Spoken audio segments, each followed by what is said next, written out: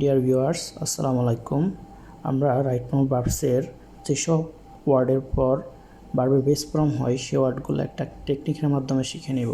টেকনিকটি হচ্ছে সিএম এর behave DSLR এনে চলতে নাকে দিল। এখানে সি ফর হচ্ছে can not but, couldn't but, command, can could. Can not but, couldn't but এটা এমন দুইটা ওয়ার্ড যেগুলা না করে পারা যায় না এমন কিছু বোঝাতে ব্যবহৃত হয়, যেটা অবশ্যই করতে হবে আর কি। আই কান্ট বাট গো দেয়ার, আমি সেখানে না গিয়ে পারবো না, তবে আমাকে অবশ্যই সেখানে যেতে হবে। আই কুডেন্ট বাট লাভ, আমি না হেসে পারলাম না, অবশ্যই আমাকে হাসতে হবে বা অবশ্যই যেটা ঘটবে অবশ্যই করতে হবে, এরকম বোঝাতে আমরা ক্যানট বাট বা কুডেন্ট বাট ব্যবহার করি। তারপর হচ্ছে গিয়ে এই যে কমান্ড হচ্ছে আমরা আদেশ, উপদেশ, অনুরোধ, নিষেধ করতে আমরা যে সকল ওয়ার্ড ব্যবহার করি আমাদের ইম্পারেটিভ সেন্টেন্সে। আমরা জানি ইম্পারেটিভ সেন্টেন্স ভার্ব দ্বারা শুরু হয় সাধারণত, তারপর হচ্ছে লেট দ্বারা, তারপর হচ্ছে ডোন্ট বা নেভার দ্বারা। এখানে যদি ভার্ব দ্বারা শুরু হয় ওই ভার্বটাকে আমরা বেস ফর্মে রাখতে হবে, যেমন to come in, sit down. হ্যাঁ, তো এই যে বি কোয়াইট, এখানে ভার্বটা বেস ফর্মে থাকতে হবে। তার শুরুতে আমাদের জানি ইম্পারেটিভ সেন্টেন্স ভার্ব দ্বারা শুরু হয়, যার কারণে ভার্বের বেস ফর্ম হবে এটি।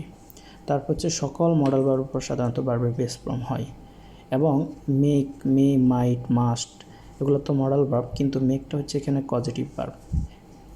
এম ফর সকল মডেল ভার্ব, মেক এবং মে, মাইট।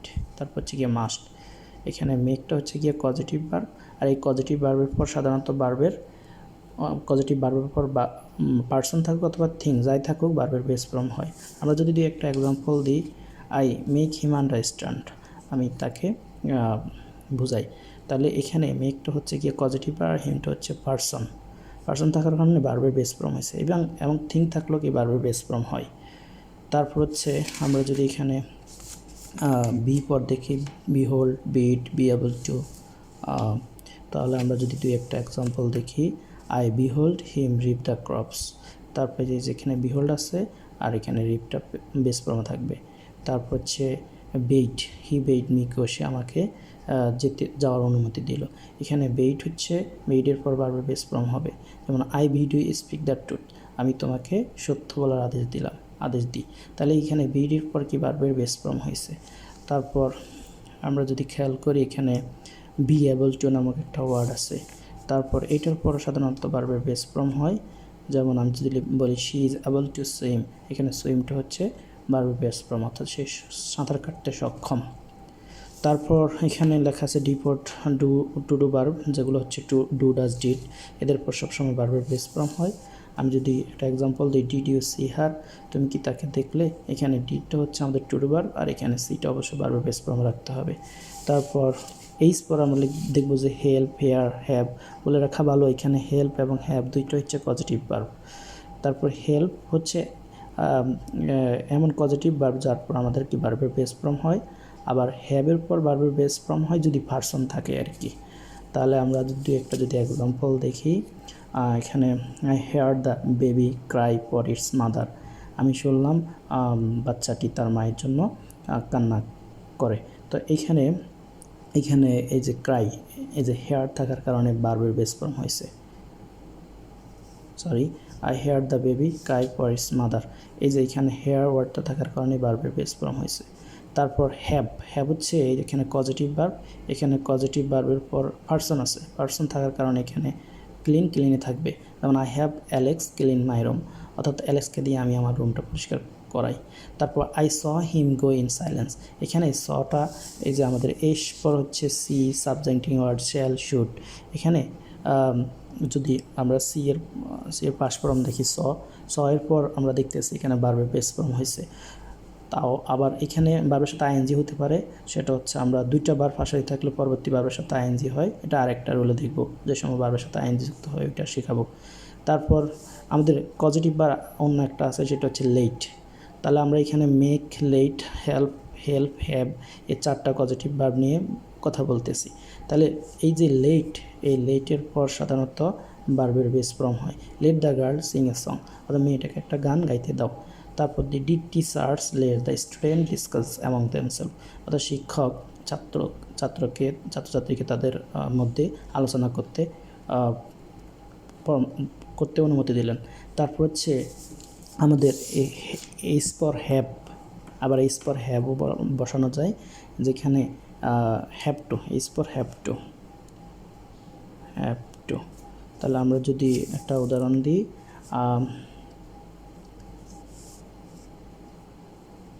এই যে কোথায় জানি, এই যে ইউ হ্যাভ টু গো, তোমাকে যেতেই হবে। তারপর আবার is for had better, had better হবে study hard, you had better study hard, তোমার পড়াশোনা ভালো করে করাই ভালো। তারপর হচ্ছে I had rather stay home, আমার বাড়িতে থাকতে বেশি পছন্দ করি, তাহলে হ্যাড রাদারটা পছন্দ করার অর্থে ব্যবহৃত হয়। আর উই উড রাদার গো নাও, তারপর এখানে আমরা উডের পর রেদারও হয়, উড রেদার গো নাও, এই যে গোর পর বারবার বেস ফর্ম হয়েছে, হ্যাড রেদারের উপর বারবার বেস ফর্ম হয়েছে, হ্যাড বেটারের উপর বারবার বেস ফর্ম হয়েছে। এখানে উড রেদার গো নাও অর্থ আমরা এখনই যাওয়াই ভালো মনে করি। তারপর হচ্ছে I had rather walk rather than take a taxi, অর্থাৎ আমার হাঁটাই ভালো ট্যাক্সি সে। তাহলে আমরা দেখতেছি রেদার দেনের পর কি বারবার বেস ফর্ম হয়। তাহলে আমরা এখানে মনে রাখবো যে had better, would rather than এবং হ্যাড বেটার, হ্যাড রেদার এদের পর সবসময় বারবার বেস ফর্ম হয়। তারপর যে সকল সাবজাংটিং ওয়ার্ড আছে এদের পর সাধারণত দ্যাটের পর পার্সন বসে, তারপর কি বারবার বেস ফর্ম হয়। আমরা সাবজাংটিং ওয়ার্ডগুলো একটু শিখে নিই।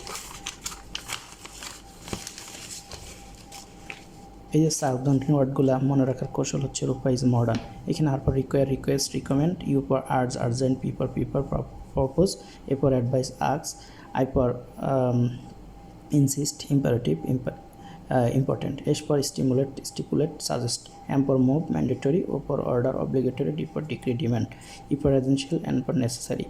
এখানে আমরা যদি দুইটা এক্সাম্পল দেখি এর সাবজাংটিং ওয়ার্ডের, যেমন এখানে লেখা আছে যে the doctor suggested that the patient lose weight, এখানে এই সাজেস্টের পর দ্যাট বসে, দ্যাটের পর পার্সন বসে, পার্সনের পর বারবার বেস ফর্ম হয়েছে। তারপর ইট ইজ ইম্পারেটিভ, কারণ এই যে সাজেস্টেড এবং ইম্পারেটিভ দুটো হচ্ছে আমাদের কি সাবজেক্টিভ ওয়ার্ড। সাবজেক্টিভ ওয়ার্ডের পর সাধারণত দ্যাট বসে, দ্যাটের পর একটা পার্সন বসে, তারপর কি বারবার বেস ফর্ম হয়। এই যে এখানে অ্যামিজার বসানো যাবে না, আমরা জানি বি থেকে অ্যামিজার হচ্ছে প্রেজেন্ট ফর্ম, ওয়াজ এর পাস্ট ফর্ম, আর বিটা হচ্ছে বেস ফর্ম, তাহলে এখানে বিটা বসাতে হবে। তারপর যদি আমরা আরও কয়েকটা এক্সাম্পল দেখি,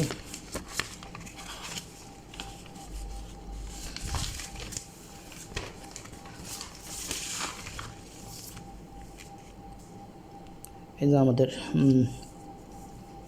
ইউজ টু, তারপর হচ্ছে ইউ পর ইউজ টু, এল পর লেট অ্যালন, তারপর হচ্ছে টি পর টু, ইন অর্ডার টু, তারপর to order to, am going to, are going to, is going to, is to, need, notice, could, nothing but, all but যেটা অলমোস্ট প্রায় বোঝায়, ওয়াজ টু, ওয়ার টু, তারপর would sooner, would rather, why not. এগুলো দিয়ে আমরা এখন example দেখব কয়েকটা। এই যে আমরা দেখতেছি ইউজ টুর পর সাধারণত বারবার বেস ফর্ম হয়, তবে বি ইউজ টু হলে সেটা তারপর বারবার সাথে আইন যুক্ত হয়, সেটা আমরা বার প্লাস আইএনজি যখন শিখবো তখন বুঝতে পারবো। এখানে শুধু ইউজ টু থাকলে বারবার বেস ফর্ম হয়, আর বি ইউজ টু থাকলে বারবার সাথে আইএনজি হয়। যেমন I use to live alone, যদি এখানে হয়তো আই অ্যাম ইউজ টু, তাহলে হয়তো লিভিং অ্যালোন।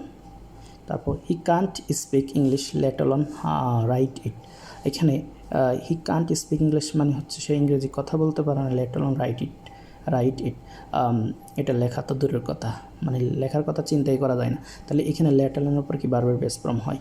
তারপর আমরা বলছি যে টু এর পর বারবার বেস ফর্ম হয়, he work hard to live in peace, সে কঠোর পরিশ্রম করে শান্তিতে বাঁচতে, তাহলে এখানে টু এর পর কি বারবার বেস ফর্ম হবে, টু লিভ হবে।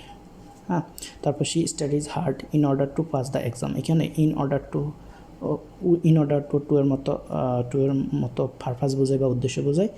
এখানে আমাদের অবশ্যই কি বারবার বেস ফর্ম, অর্থাৎ এটা ইনফিনিটিভ ফর্ম বোঝায়, এখানে টু এর পর বারবার বেস ফর্মকে ইনফিনিটিভ বলে। তারপর he is to eat to work, এখানে টু এর পর বারবার বেস ফর্ম হয়েছে। I am to eat more, এখানে এম টু থাকার কারণে বারবার বেস ফর্ম হয়েছে। এখানে এম টু ইট মোর অর্থ আমাকে খেতে হয়, I am to eat more.